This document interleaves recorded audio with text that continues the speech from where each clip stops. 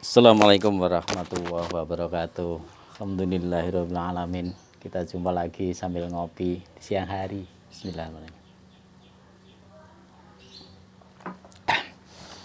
Alhamdulillahirabbil alamin. Allahumma sholli ala sayyidina Muhammad wa ala ali sayyidina Muhammad.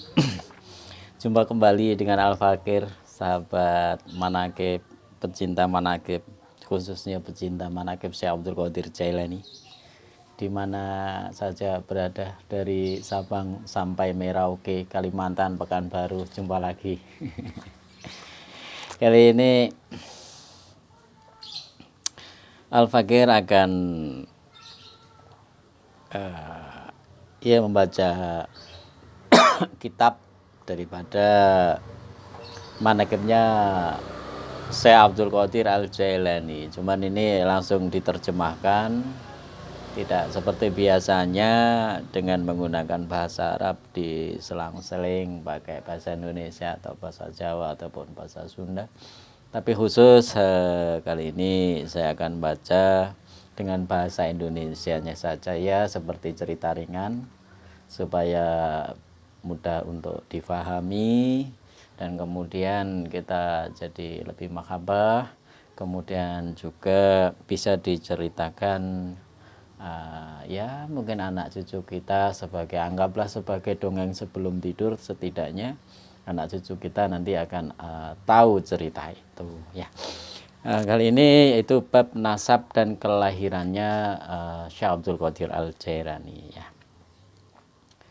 Tokoh besar kaum sufi yaitu Sayyid Abu Muhammad Abdul Qadir Al Jailani itu dilahirkan di Naif atau daerah Jilan, wilayah Irak, itu pada bulan Ramadan tahun 470 Hijriah, bertepatan dengan tahun 1077 Masehi. Ayahnya bernama Abu Salih, seorang yang takwa, keturunan Hadro Imam Hasan radhiyallahu an, cucu pertama Rasulullah sallallahu alaihi wasallam, putra sulung Imam Ali radhiyallahu an dan Sayyidatina Fatimah radhiyallahu anha, putri tercinta Rasulullah sallallahu alaihi wasallam. Ibu beliau adalah putri seorang wali. Jadi mbahnya Syekh Abdul Qadir Jailani itu adalah seorang wali gitu, yaitu Abdullah Saumai, yang juga masih keturunan Imam Husain radhiyallahu an, putra kedua Ali dan Fatimah. Dengan demikian Sayyid Abdul Qadir adalah Hasani juga sekaligus Husaini. Jadi jalur nasabnya beliau itu kalau dari ayah nyambung ke Sayyidina Hasan, dari ibu nyambung ke Sayyidina Husain. Secara lengkapnya nasab beliau adalah sebagai berikut. Beliau adalah Syekh Muhyiddin Abu Muhammad Abdul Qadir bin Abu Soleh Cingki Tusad bin Musa Al-Jun bin Abdullah Ahmad bin Hasan Al-Mutsanna bin Amirul Mukminin Abu Hasan bin Amirul Mukminin Ali bin Abi Thalib bin Abdul Muthalib bin Hashim bin Abdul Manaf bin Qusay bin Kilab bin Murrah bin Ka'ab bin Lu'ay bin Ghalib bin Fahr bin Malik bin Nadhar bin Kirianah bin Huzaimah bin Mudrikah bin Ilyas bin Madhar bin Nazar bin Ma'ad bin Adam Al-Quraish Al-Alawi Al-Hasani Al-Jili Al-Hambali ya. Beliau adalah cucu dari Syekh Abdullah As-Saumai, pemimpin daripada para sufi dan seorang syekh di kota Jilan, serta yang dianugerahi berbagai karomah.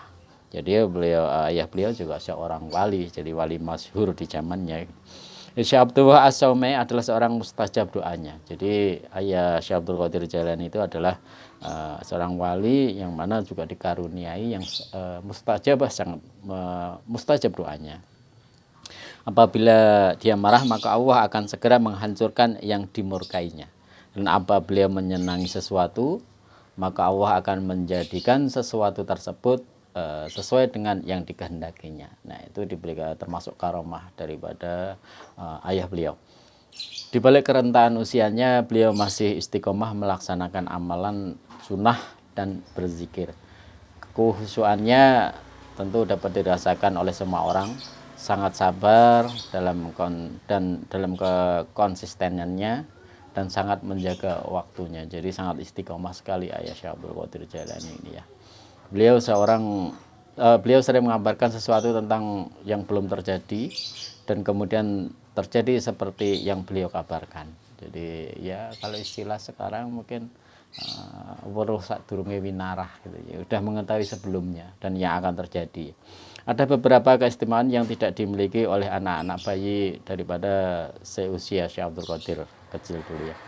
Bila dijangkau secara akal, bagi seorang perempuan yang usianya berada di sekitar 60 tahun, tentu tidak mungkin dapat melahirkan bayi. Jadi ibunya Syekh Abdul Qadir Jailani ini ibunya itu bernama Fatimah. Kalau kita ditanya orang pecinta manaqib Syekh Abdul Qadir Jailani, siapa sih nama ibunya Syekh Abdul Qadir Jailani? Yaitu namanya adalah Fatimah, Sayyidah Fatimah, tapi bukan Fatimah binti Rasulillah, masih Fatimah yang ke bawah lagi. Begitulah yang dialami Ibu Fatimah yang sudah berusia ya kalau usia sekarang mungkin sudah mulai nenek-nenek. Ia melahirkan bayinya di awal bulan Ramadan pada saat umat Islam sedang menunaikan ibadah puasa. Di siang hari yang penuh rahmat itu Syekh Abdul Qadir Jailani tidak mau menyusu. Jadi setelah lahir pun tidak mau menyusu beliau itu. Bahkan selalu menolak apabila Ibu Fatimah ini ibunya itu mau menyusui, selalu ditolak ya.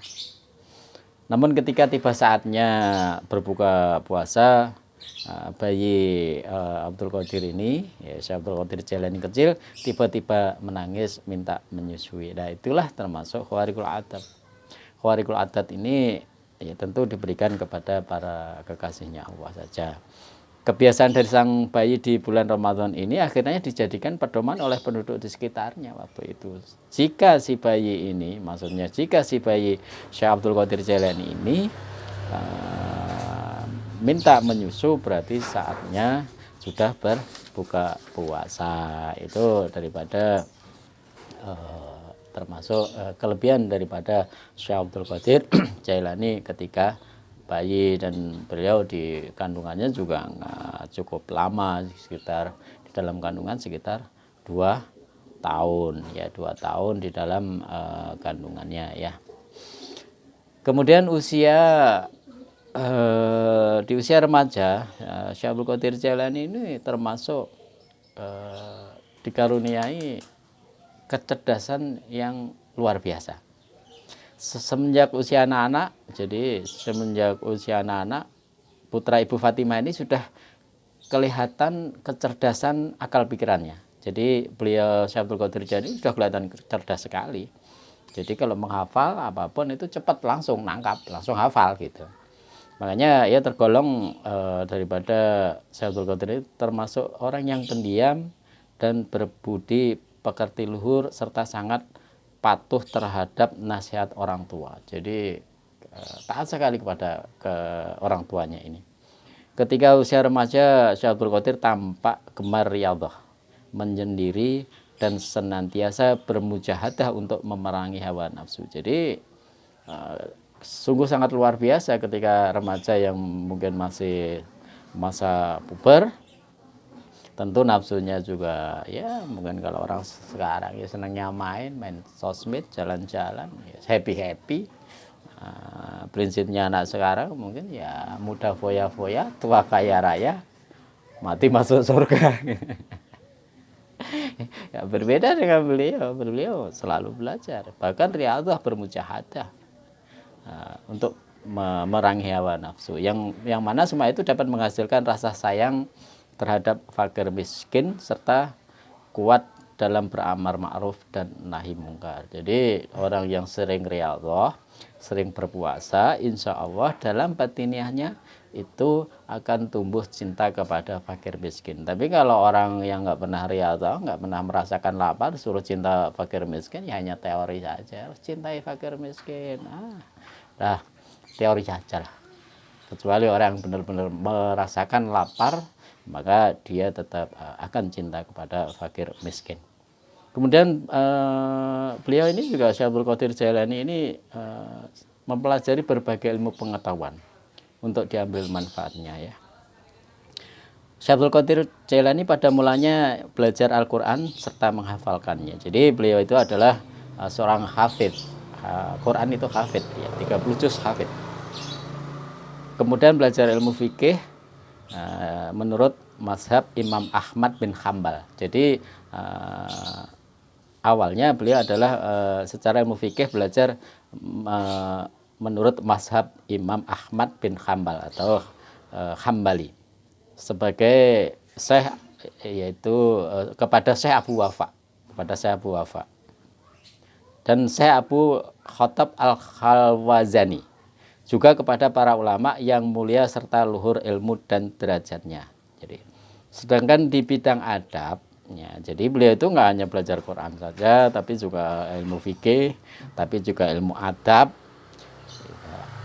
Jadi dipelajari di bidang adab. Ia belajar Syekh Abdul Qadir Jailani kepada sang guru, yaitu Syekh Abu Zakaria Yahya bin Ali At-Tibrizi.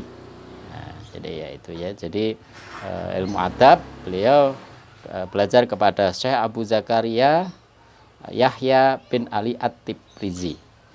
Beliau di sana memperoleh kesempatan baik untuk menggali berbagai ilmu yang manfaat. Kemudian belajar ilmu tasawuf. Nah, beliau juga belajar ilmu tasawuf, memakai guru kepada seorang guru mursyid Arif Billah, yaitu Syekh Abu Khairi Hamad bin Muslim Ad-Dabbas, yang mana beliau ini juga seorang waliullah, ahli dalam ilmu tasawuf ya. Jadi termasuk kalau di dalam di kitab Nurul Burhan itu di situ adalah beliau itu mempelajari 3 cabang ilmu, termasuk ilmu tafsir, ilmu qiraah, ilmu Quran, ilmu adab dan sebagainya. 13 cabang ilmu yang beliau kuasai itu ya. Demikian Syekh Abdul Qadir Jailani sangat mencurahkan perhatiannya kepada ilmu-ilmu tersebut, sehingga tak terlintas sedikit pun di benaknya akan kemewahan dunia. Jadi karena saking cintanya kepada ilmu, beliau itu sudah terhapus cinta dunia di dalam hatinya, itu sudah dihapus. Padahal ketika itu kebanyakan pemuda yang seusia beliau cenderung ingin bebas dan tanpa memandang masa depan. Dalam arti masa depan itu mempelajari ilmu agama. Tapi kalau orang sekarang kan dalam arti memandang masa depan itu adalah ilmu dunia ya, supaya banyak harta, menjadi orang kaya. Jadi itulah beliau. Jadi dari mulai lahir sampai remaja itu memang sudah diberikan karunia, keistimewaan yang sangat luar biasa, yang termasuk walaupun beliau sangat cerdas, tapi beliau juga tetap selalu belajar. Enggak wah udah cerdas pokoknya saya mau ilmu laduni langsung pintar. Kalau kita mau pakai patokan itu ya repot. Artinya ilmu laduni itu diberikan kepada siapapun yang Allah kehendaki. Akan tetapi ilmu laduni juga tidak semata-mata itu dikasih tanpa dasar langsung pintar, itu enggak gitu ya. Syekh Abdul Qadir sendiri orang cerdasnya seperti apa, luar biasa.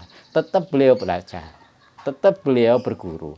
Apalagi kalau ada yang sebagian orang, saya punya guru Allah, aneh-aneh aja, Allah kok ngajari berguru kok kepada Allah. Kalau Rasulullah aja menerima Quran saja itu melalui malaikat Jibril. Kalau ada orang yang langsung saya berguru kepada Allah, nah itu disangsikan, jangan-jangan bergurunya kepada setan. Dan saya yakin lebih cenderung ke sana ketimbang berguru kepada Allah gitu ya. Enggak apa namanya, betul Allah menghendaki memberikan ilmu, tapi tetap sesuai dengan prosedur, tetap sesuai dengan aturan, tetap sesuai dengan ikhtiar yang harus dikerjakan manusia untuk mencapai ilmu yang luhur, yang tinggi, dan ilmu yang bermanfaat. Itu sedikit kisah daripada Syekh Abdul Qadir Jailani. Mudah-mudahan ada manfaatnya. Yuk sambil kita ngopi, mudah-mudahan lain hari kita lanjut lagi. Assalamualaikum warahmatullahi wabarakatuh.